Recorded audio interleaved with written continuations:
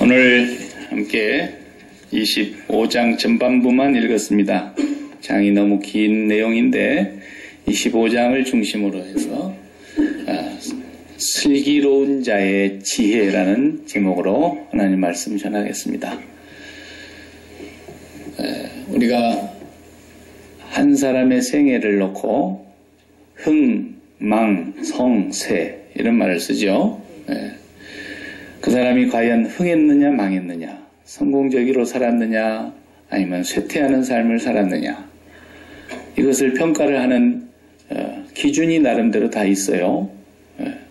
그런데 세상의 평가가 다르고 하나님의 평가가 다릅니다마는 그것이 그 한 생애가 다 산 뒤에 끝마쳐서 그걸 평가할 수 있는 것은 아니고, 그 사람이 살아가는 과정을 보면, 그 사람이 어느 길에 들어서 있는가를 보면 그 사람의 흥망성쇠를 지금 현재 알 수가 있다는 겁니다.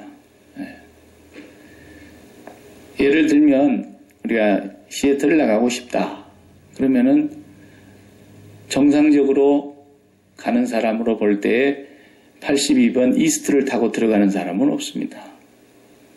잠시 타피니시에 가서 일을 좀 보고 와야 되겠다, 그런 사람이 아니고서야 시애틀 나가려고 그러면서 82번 이스트를 타고 홍집사님 쪽으로 가겠습니까?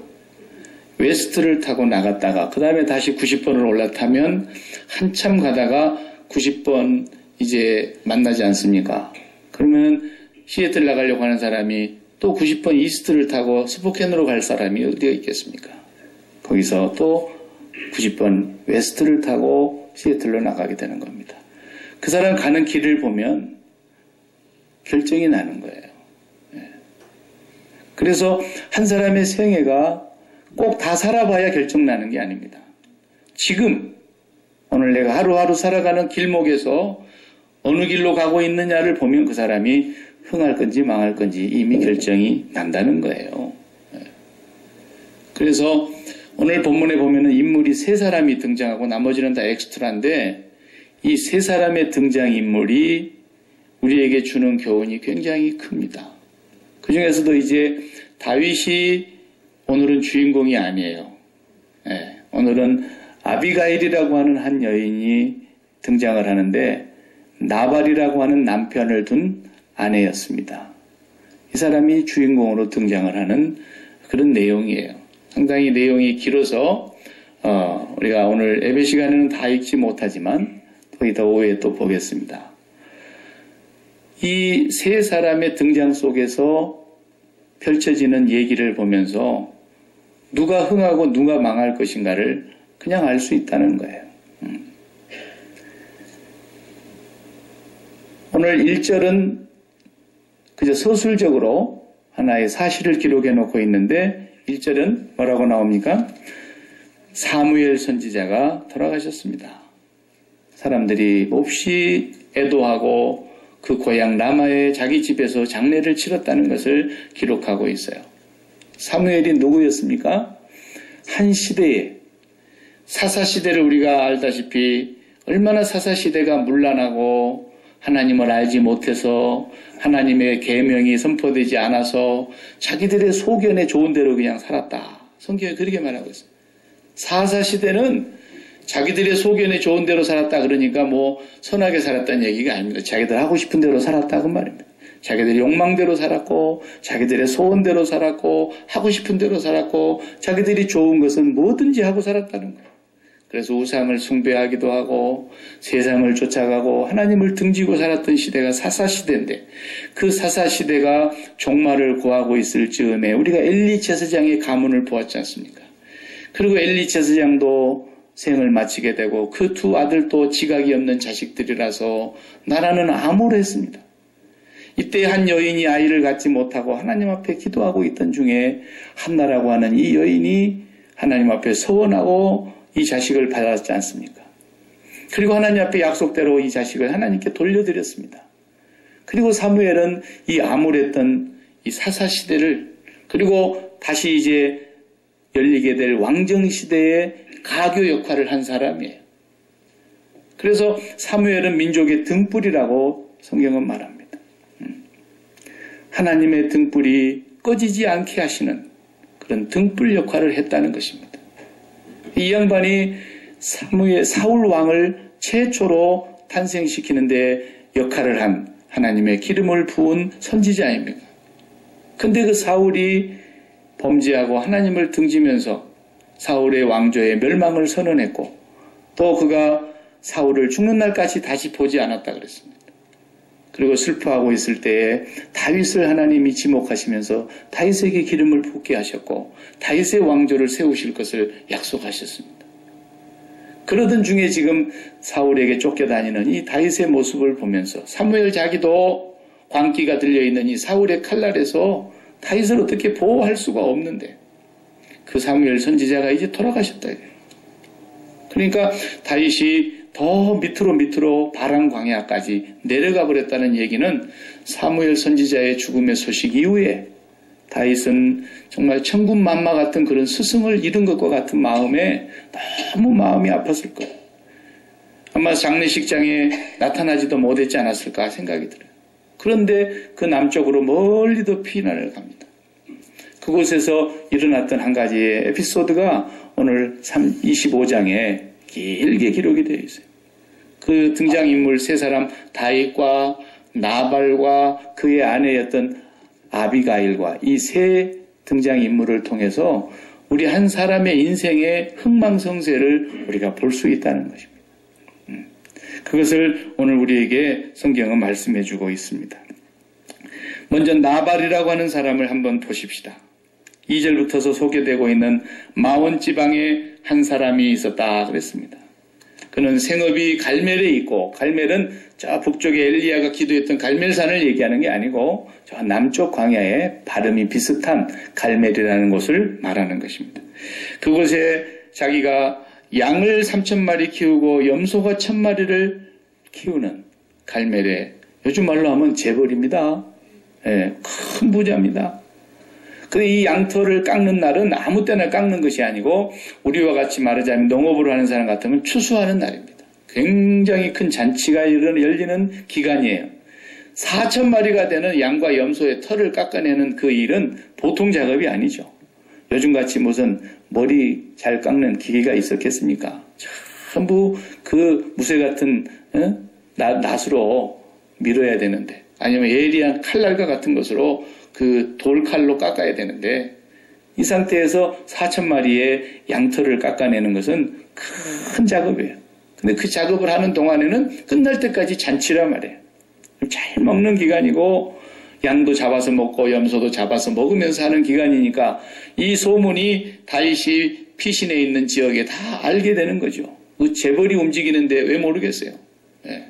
그래서 다윗이 자기를 따르는 600명과 함께 끼니를 걱정해야 될 사실은 그런 상황인데 이때에 잘 됐다. 잔치집에 가서 먹을 것 좀 얻어온나. 그래서 10명의 소년을 보냈다 이거예요.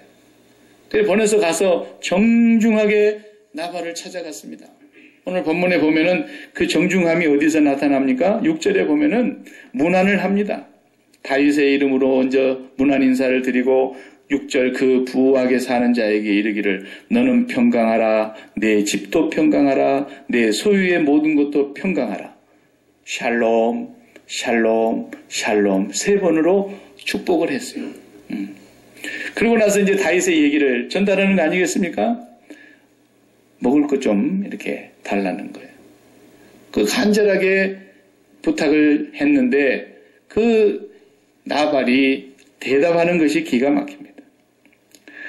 오늘 본문에 그 말을 들은 나발이 하는 말을 우리 한번 보십시다. 10절에 나발이 다윗의 사환들에게 대답하여 이르되 다윗은 누구며 이새의 아들은 누구냐?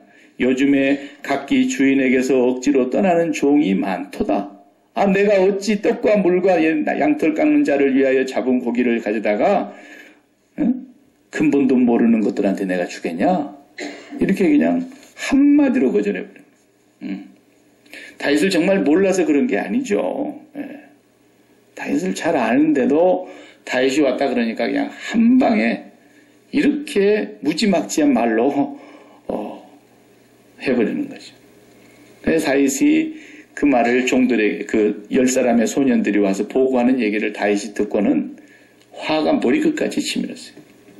그러나 600명 중에 200명은 여기 지키고 있으라 그러고 400명은 전부 칼을 차라. 다윗도 칼을 차고 내가 오늘 나발의 집을 가서 쑥대밭을 만들어버리고 다 죽여버리겠다. 그리고 지금 칼을 차고 오는 거예요. 그 장면을 이제 나발의 종들이 아이고 오늘 우리 주인 큰 실수했네. 에? 우리 주인이 저렇게 어리석다니. 이름이 뭐예요? 나발. 바보라는 게 히브리 말에. 본래 나벨이라는 히브리의 동사에서 온 명사 나발. 이건 뭐예요? 무가치한 자, 쓸모없는 자, 시들어지는 자. 그런 뜻이에요. 시들어진다는 거예요. 예. 그러니까 나발이 말 그대로 시들어졌어요. 말 그대로 그건 정말 너무 인생이 허망하게 예, 바보처럼. 바보라는 말이 본래 밥보라는 말에서 왔죠. 우리 말에서는 밥보. 맨날 밥 타령만. 그래서 밥 많이 먹으면 바보 된다고 옛날에 그랬어요. 예. 밥보야, 밥보야. 그 나발은 나중에 밥 먹다 죽지 않습니까? 결국은. 기가 막힌 거예요. 밥 먹다가 심장마비가 와서 죽었어요. 예. 그러니까 이 나발이라고 하는 사람이 그렇게 행동하는 걸 종들이 보고서는 다윗에게는 저렇게 하면 안 되는데 종들도 생각이 드는 거예요. 그래서 얼른 가가지고 그 미련한 그 남편 주인한테 얘기를 할 수 없으니까 얼른 가가지고 그 부인한테 얘기를 한 거예요. 주인님이 오늘 큰 실수했습니다. 지금 저쪽에서 칼을 차고 400명이 오고 있답니다. 그러니까 그만 놀래가지고 이 아비가일 이 아내가 순식간에 만들어낸 음식이 18절에 보면은 엄청나요. 18절에 아비가일이 우리가 읽지 않았어요. 한번 봐요. 아비가일이 급히 떡 200덩이와 포도주 2 가죽부대와 잡아서 요리한 양 5마리와 볶음곡식 5세아와 건포도 100송이와 무화과 뭉치 200개를 가져다가 나귀들에게 싣고 소년들을 막 앞서 보냅니다. 남편한테는 절대 얘기하지 못하게 하고 그냥 앞서서 실려 보내면서 자기가 뒤따라갑니다. 그런 장면이 오늘 이제 뒤에 나오게 되는 거예요. 그래서 이 일을 듣고서는 그냥 다윗이 우리가 오늘 다윗을 보면은 이해가 안 되는잖아요. 우리가 앞에 23장, 24장 다 봤을 때 어떻게 했어요? 23장에서는 자기가 쫓겨다니면서도 그 블레셋 놈들이 그일라 땅에 와가지고 곡식 추수해놓은 거 다 뺏어가고 그럴 때에 그 그일라 사람들이 얼마나 억울했어요. 그때 도와달라고 요청이 오니까 사람들은 우리가 지금 도망다니기에도 지금 급하고 우리가 드러나면은 사울이 쫓아오는 이 마당에 우리가 지금 그 돌보게 생겼습니까? 그러는데도 다윗은 하나님께 물었어요. 이 그일라 사람들을 구해내야 되겠습니까? 하나님께 물었더니 하나님이 2번이나 재차 응답을 하시니까 쫓아가서 그일라 사람들이 빼앗긴 그 추수를 다 다시 되찾아왔잖아요. 그리고 그일라 사람들에게 되돌려줬어요. 그러자 아니나 다를까 사울이 자기의 있는 데가 발각이 되니까 사울이 쫓아옵니다. 또 다윗이 물었습니다. 그일라 사람들이 나를 사울에게 고자질해가지고 넘겨주겠습니까? 물었다. 그럼 그일라 사람들이 너를 배반할 거야. 너를 보낼 거야. 사울에게로. 아니 제사를 다 되찾아준 그 공로자 다윗을 사울이 잡으러 온다고 하면 더 꼭꼭 숨겨줘야 될 사람들인데 그 사람들이 사울에게 나를 다시 고자질해서 내어준다고 하니 얼마나 분통 터지니. 아무리 급해도 이놈들 다 죽이고 가자. 그러고는 싹 쓸어버리고 가도 될 파당인데 아무런 화도 안 내고 그냥 조용히 빠져나오잖아요.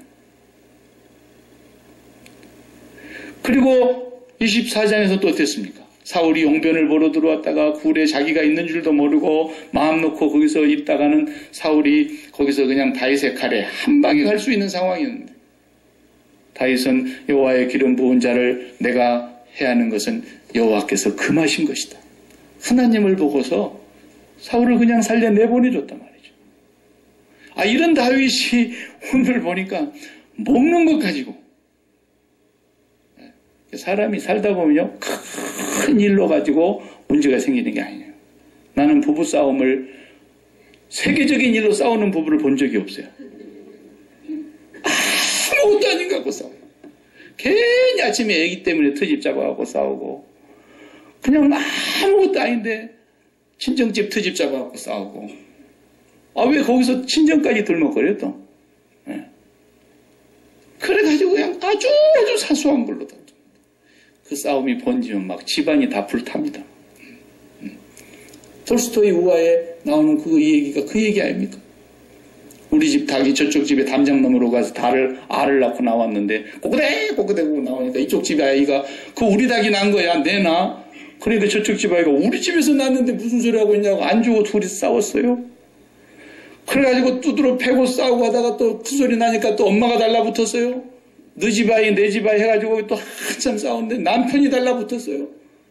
화가 머리 끝까지 치면서 이놈의 집구석을 그래서 불을 질러버렸어요.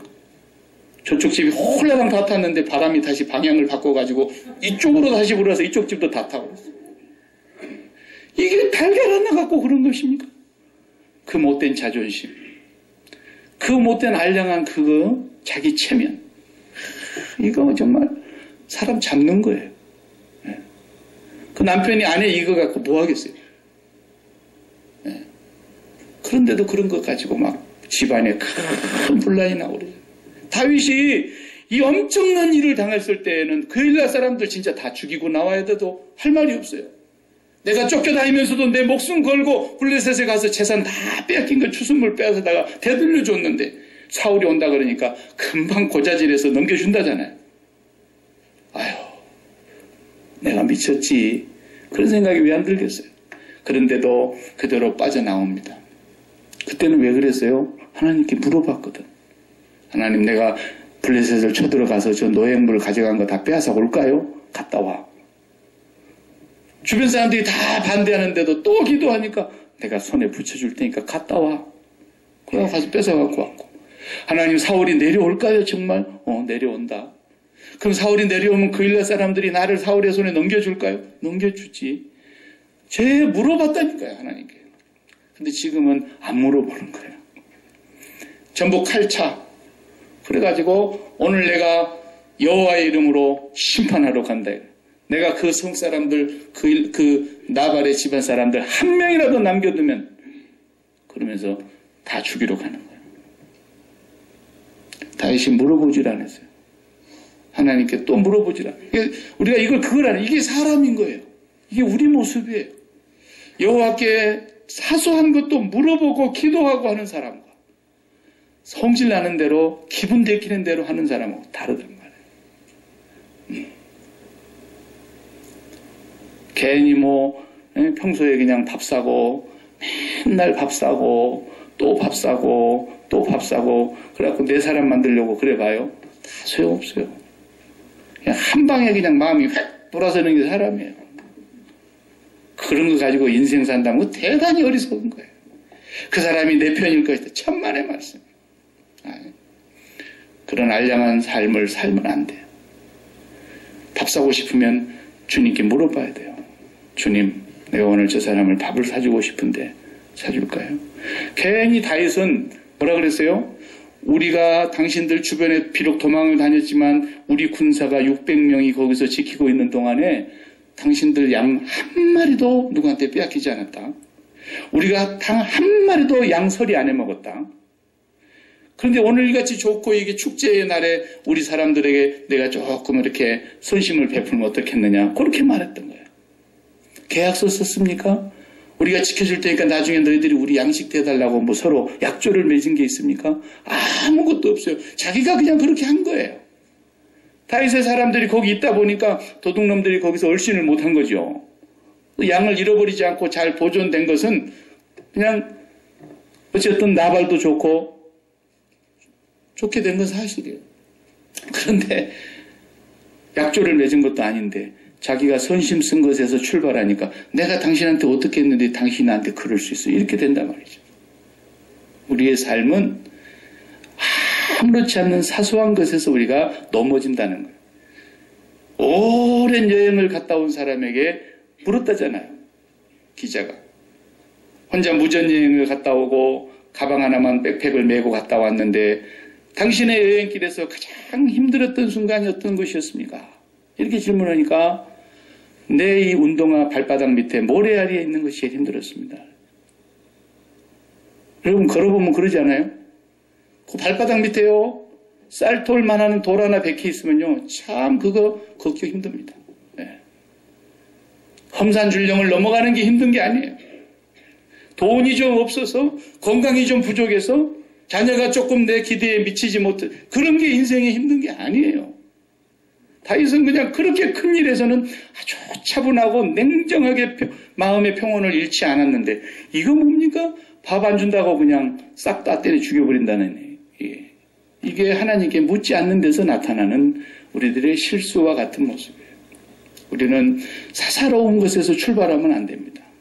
내가 그동안에 써온 정이 있지, 내가 그동안에 해놓은, 이런 것 갖고는 안 된다는 거예요. 괜히 정 때문에 원수집니다. 하나님께 물으셔야 됩니다. 누가 도와달라 그러면 무조건 도와주는 것이 아니라, 하나님 내가 이 일을 도와줘야 됩니까? 물어야 됩니다. 물어야 됩니다. 다윗은 그일라 사람들을 놓고 물어봤습니다. 도저히 형편과 상황과 처지는 그들을 도와줄 입장이 아닌데 하나님께 물었더니 하나님 도와줘라 그래서 도와준 것입니다. 하나님 그들이 또 내려올까요? 내려온다. 그들이 나를 배반해서 사울에게 넘겨줄까요? 넘겨준다. 그것도 하나님의 뜻으로 인정하고 조용히 성을 빠져나왔습니다. 한 사람도 해코지 안 하고 나왔습니다. 그런데 이번에는 다 죽여버리겠다고 하는 것이 보십니까? 이게 우리 사람의 모습이라는 것입니다. 하나님께 묻지 않으면 언제나 우리는 쇠하고 망하고 실패할 수밖에 없는 존재들이라는 것입니다. 이것이 우리가 첫 번째 명심해야 될 것입니다. 두 번째, 우리가 나발을 봅시다. 나발은 자기 아내가 뭐라 그랬어요? 그 사람은 이름이 나발입니다. 그 사람은 이름에서 알지 않습니까? 무가치한 사람입니다. 불량자입니다. 내 남편은. 아주 못된 사람입니다. 다윗 앞에 가서 납작 땅에다 코를 박고 엎드려가지고 살려달라고 사정을 하면서, 내 남편 이름은 내 주께서 아시는 대로 나발입니다. 멍청한 사람입니다. 어리석은 사람입니다. 무가치한 사람입니다. 불량자입니다. 그런 사람은 가만 내버려도 여호와께서 그 사람을 심판할 터인데, 뭐 하려고 당신 내 주께서 당신이 그 칼에 더러운 피를 묻히려고 그러십니까? 나는 당신이 반드시 하나님께서 당신의 나라를 든든히 세우실 것을 나는 믿습니다.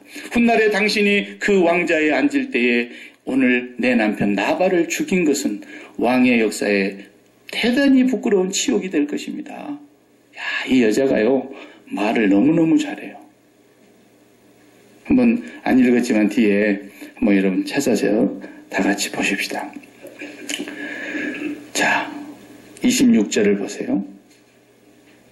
내 주여, 여호와께서 살아계심을 두고 맹세하노니, 아비가일이 하는 얘기입니다. 내 주도, 그럴 때 여기는 다윗을 말하는 거예요. 내 주도 살아계시거니와 내 주의 손으로, 다윗의 손으로 피를 흘려 친히 보복하시는 일을 여호와께서 막으셨으니 내 주의 원수들과 내 주를 해하려 하는 자들은 나발과 같이 되기를 원하나이다.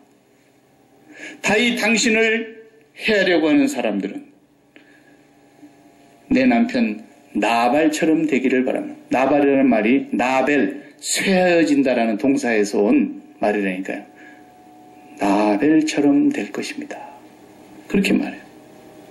또 28절을 다 같이 읽어보겠습니다. 주의 여종의 허물을 용서하여 주옵소서. 여호와께서 반드시 내 주를 다윗을 위하여 든든한 집을 세우시리니 이는 내 주께서 다윗께서 여호와의 싸움을 싸우시며 다윗의 일생에 다윗에게 악한 일을 찾을 수 없음이니이다. 다윗을 내 주라고 계속 고백하고 있어요. 여기 본문의 중요한 말씀이 반드시 여호와께서 내 주 다윗을 위하여 든든한 집을 세우시리니 그렇게 말했고요. 그 다음에 30절 또 보십시다. 여호와께서 내 주 다윗에 대하여 하신 말씀대로 모든 선을 내 주에게 행하사 내 주 다윗을 이스라엘의 지도자로 세우실 때에 내 주께서 다윗께서 무제한 피를 흘리셨다든지 내 주께서 친히 보복하셨다든지 함으로 말미암아 슬퍼하실 것도 없고 내 주의 마음에 걸리는 것도 없으시리니 다만 여호와께서 내 주를 후대하실 때에 원하건대 내 주의 여종을 생각하소서 하니라. 이 여인의 고백을 보시면 구구절절이 뭐가 들어있어요? 자기 목숨 살려달라는 얘기도 아니고 자기 남편 살려달라는 얘기가 아니라 내 주 다윗 당신은 여호와의 손에 있는 사람이며 여호와께서 당신의 나라를 든든히 세울 것이며 여호와께서 당신과 함께 하시는 것을 나는 분명히 압니다. 그래서 당신이 왕자에 앉을 터인데 그때 당신이 내 남편 죽인 것은 너무너무 후회스러울 겁니다. 왜? 내 남편은 무죄한 사람 아닙니까?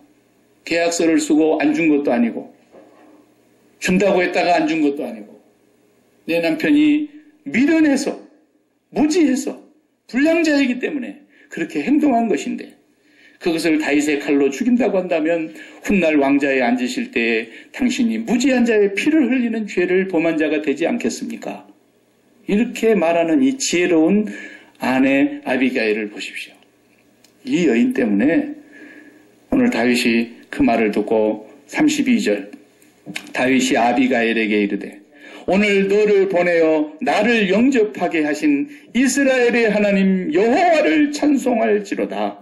또 내 지혜를 칭찬할지며 또 내게 복이 있을지로다. 오늘 내가 피 흘릴 것과 친히 복수하는 것을 네가 막았느니라. 대단하죠? 네. 이 나발이라고 하는 남편 때문에 이 여자는 어디서 온 여인인지는 모르지만 자고로 참 고생이 말도 없이 고생이 많았을 것 같아요. 너무너무 고생을 했을 것 같아요. 그러나 이런 남편을 그렇게 모시고 살면서라도 그 거부가 되어서 재벌이 되어서 그 가산을 다 종들까지 돌보면서 살아온 여인이었다 이거예요. 네. 그래서 나발은 정말 눈에 보이는 것을 본 사람입니다. 아까 뭐라 그랬습니까? 야, 다윗이 누구냐? 이새의 아들이 누구냐? 요즘 세간에 떠도는 얘기가 주인의 집에서 도망다니는 놈들이 많다더니 그 어떤 몰입애 같은 얘기를 했단 말이죠. 그 말 한마디가 다윗의 마음에 큰 화를 불러일으켰죠. 분노가 치솟았죠. 이 나발도 요즘 말로 하자면 그런 얘기, 내가 지금 이 돈을 트럼프 쪽에 갖다 줘야 되냐, 힐러리 쪽에 갖다 줘야 되냐, 대세를 보는 거예요, 지금. 네. 한때 다윗은 천천히요, 사울은 천천히요, 다윗은 만만이로다 골리앗을 넘어뜨렸던 그 명성을 왜 몰랐겠어요? 알다고 하는 얘기 증거가 성경에 나옵니다. 그런데 지금 보니 사무엘 선지자도 죽었지. 다윗은 저렇게 유랑하면서 도망다니지. 아이고 끈떨어진 연 됐네. 그리고는 눈에 보이는 대로 사울의 편에 선 사람이에요. 다윗이 지가 뭐 별 수 있어? 꼴 좋다 그랬겠죠. 그런데 그 아비가일은 그렇게 보지 않았어요. 보이지 않는 것을 봤어요. 그 말 한마디 한마디가 여호와께서 내 주의 집을 든든히 세우실 것입니다. 여호와께서 내 주를 이스라엘의 지도자로 삼을 것입니다. 오늘 본문에 보면은 또 우리가 읽지 않은 부분에 이런 말씀이 있습니다. 다 같이 거기도 한번 읽어보시겠습니다.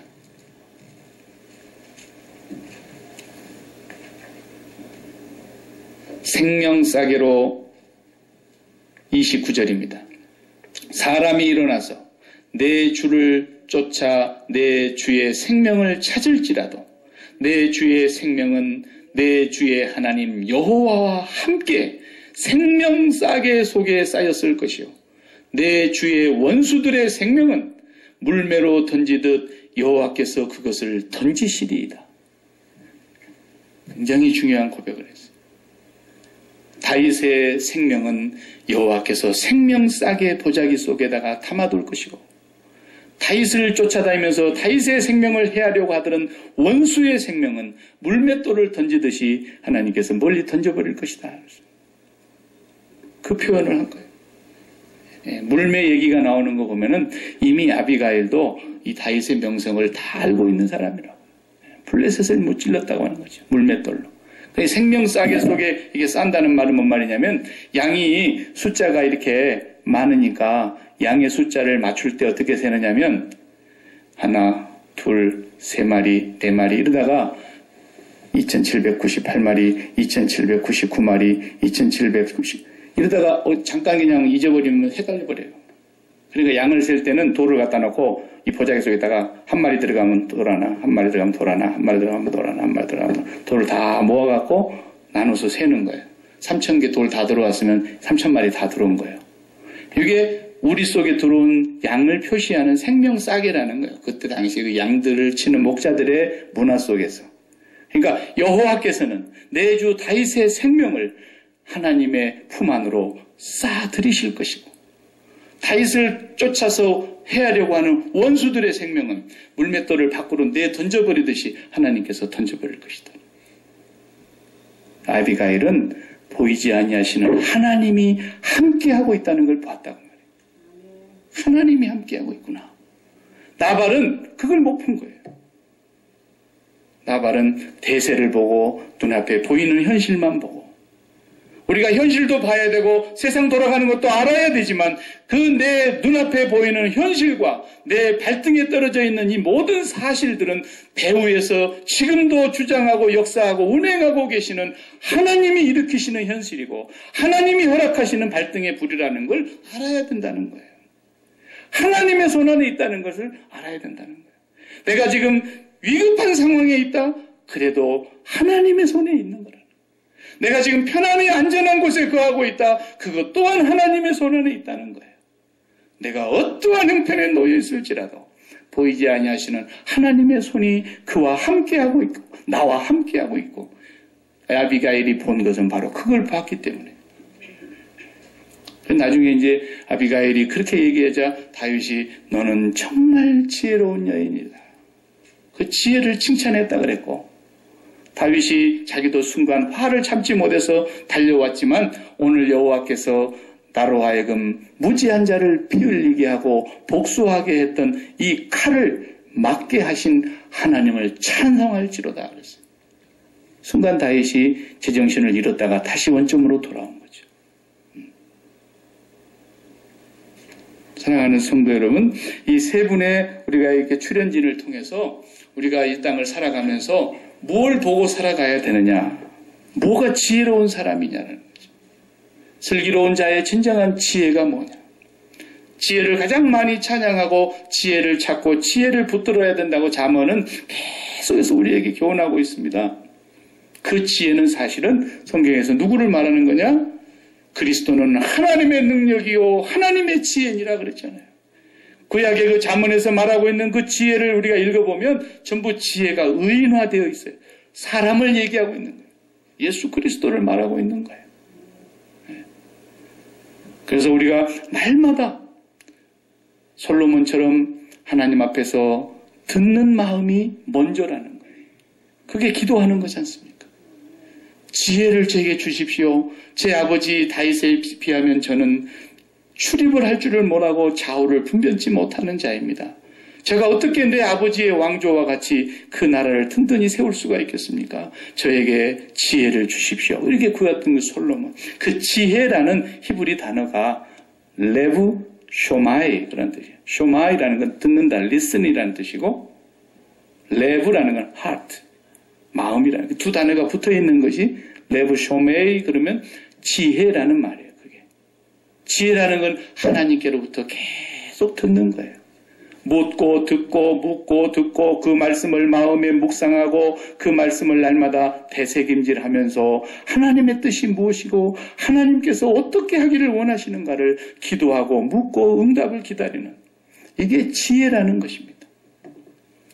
나발도 그런 부분이 없었고 다윗도 순간 그것을 놓쳤는데 여기 지혜롭고 슬기로운 여인 아비가일로 인해서 다윗의 생애에도 오점을 남기지 않는 일이 되게 되었고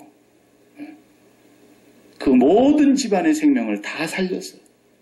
그런데 나중에 뒤에 가서 보면은 다윗이 어떻습니까? 36절에 보니까 이 일이 다 끝났습니다. 그리고 아비가일이 나발에게로 돌아오니 집에 돌아왔어요. 36절.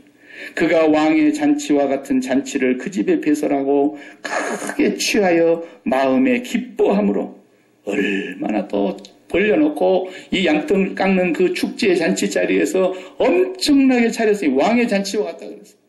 재벌이니까 엄청나게 차려놓고 먹고 있는데 아비가일이 날이 밝기까지는 아무 말도 하지 않고 있다가 밤새 먹고 곤드레 만드레 취해가지고 잠자고 있는데 날이 밝기까지는 말하고 있지 않다가 아침에 37절 아침에 나발이 포도주에서 깬 후에 그의 아내가 그에게 이 일을 말하매 그가 낙담하여 몸이 돌과 같이 되었더니 한 열흘 후에 여호와께서 나발을 치심에 그가 죽으니라. 여호와께서 나발을 치셨다 그랬어요. 다윗이 칼로 치지 않기를 얼마나 다행이었어요. 아비가일이 그랬지 않습니까? 당신의 나라가 분명히 세워질 것이고 여호와의 생명싸개 속에 당신이 있는데 하나님이 당신과 함께하여 왕자에 오르는 날에 다윗이 무지한 자를 피를 흘렸다는 이 오명을 어떻게 씻으려고 그럽니까? 그리고는 아비가일이 간곡하게 사정해서 다 살렸는데 여호와께서 나발을 치셨다 그랬어요. 그 다음에 심장마비로. 예. 여기 심장마비예요, 여기. 그래서 죽었다. 그래 되고 있어요. 나중에 그 뒷부분은 이 아비가일의 소문을 듣고 다윗이 혼자 된 아비가일을 자기의 아내로 맞이해드리지 않습니까? 다윗 왕의 아내가 됩니다, 나중에. 예. 다윗 왕의 아내가 여럿이었어요. 뒤에가 사무엘하에 나옵니다만 그 중에 최고 가는 여인은 아비가일이었습니다. 예. 물론 하나님의 독생자가 이어오는 그 역사는 불륜을 저질렀던 밧세바였지만 그래도 아비가일은 다윗의 최고의 아내였어요. 예. 슬기로운 지혜로운 여인이었습니다. 사랑하는 성도 여러분, 우리 남자가 누굽니까? 남자는 나발이 되면 안 되겠죠. 남자가 뭡니까? 힘이 센 사람이 남자입니까? 밖에 나가서 돈 많이 벌어가지고 오는 사람이 남자입니까? 남자가 누굽니까? 남자란 하나님을 보고 하나님의 뜻을 읽어낼 줄 아는 사람이 남자입니다. 네. 그 사람이 남자예요. 공연히 폼 잡고 소리 버럭버럭 지르는 게 남자가 아니고 그 여자는 누굽니까? 여자가 뭐냐라는 거예요. 여자가. 성경의 여자. 잠언 31장에서 말하고 있는 그 슬기롭고 지혜로운 현숙한 여자라는 게 누굽니까? 적어도 한 남자를 볼 때 그 남자가 여호와의 뜻을 읽어내는 사람인가를 볼 줄 아는 여자. 그리고 그 여호와의 뜻 가운데로 인도해 갈 줄 아는 여자. 지혜로운 여자예요. 아비가일 같은 사람이에요. 네. 그냥 외모를 멋있게 만들고 베드로서의 말씀대로 손에 금을 차고 목에 금을 걸고 귀에 뭘 달아붙이고 그냥 쌍꺼풀을 올리고 막 보톡스를 맞아갖고 팽팽하게 하고 이게 여자가 아니라고 베드로 사도가 그랬지 않습니까? 그게 여자가 아니라 정절로 자기 자신을 다듬고 그러면서 여호와를 사랑하고 이웃에게 선을 베풀 줄 아는 자가 여자라 그러잖아요. 그러니까 자기 남편이 하나님 앞으로 바로 가고 있는가? 그러지 못할 때는 아비가일 같이 땅에 코를 박고 납작이 엎드려. 당신이 그래가지고도 남편이야. 이렇게 코를 딱 세우고 오는 게 아니라 아비가일처럼 땅바닥에 납작 엎드려가지고 당신이 여호와의 뜻을 분명하게 알기를 원합니다. 간절히 구하는 여자가 여자예요. 그 사람이 여자인 거예요. 남자는 바로 그런 여자의 말을 받아들일 줄 아는 사람이 또 남자예요. 자존심이 있지 내가 하다고 여자 말 듣고 사는. 그래도요 꼭 여자 말 들으면 괜찮습니다. 성경에 보니까 괜찮을 때가 있잖아요. 저 아내의 얘기를 들으니까 공연히 나에게 때를 쓰는 것이 아니라 여호와께서 혹시 그를 통해서 나에게 이렇게 하라고 하는 줄 모르겠구나. 그럴지도 모르겠구나. 이렇게 받아들일 수 있는 그런 사람이 남자죠. 예. 오늘 우리는 이 세상을 살면서 정말로 지혜가 무엇이냐? 내 마음의 생각과 그 생각에서 나오는 태도와 그것을 행동으로 옮기는 모든 것들이 눈에 보이는 것으로 말미암아서 출발하느냐, 아니면 보이지 아니하시는 하나님으로부터 말미암아서 출발하느냐, 여기에 결단이 나는 것입니다. 여기에 흥망성쇠가 있는 것입니다. 기도하십시오.